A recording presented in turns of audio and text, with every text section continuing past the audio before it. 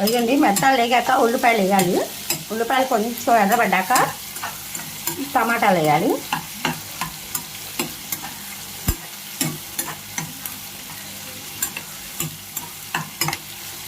వారానికి ఒకసారి ఎండు రొయ్యలు తినాలి. ఎండు మెత్తాలు కానీ ఎటో ఆదివారం పచ్చి రొయ్యలు, మటను, చికెను వండుతాం కాబట్టి బుధ గురువాళ్ళలో మట్టుకి ఒకసారి ఎండు రొయ్యలు, ఒకసారి ఎండు మెత్తాలు వండుకోండి. గోంగూరతో చాలా మంచిది.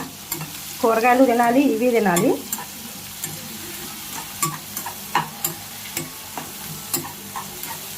చాలామంది ఇవి మీరు తింటారంటారేమో, అందరూ తినాలి, మంచిది. అంటే ఇంకా ఎండు రొయ్యలు, ఎండు మెత్తాలు నీసు తిననోళ్ళు తప్ప అందరూ తినచ్చు. వాళ్ళు తినరు కాబట్టి చిన్నప్పటి నుంచి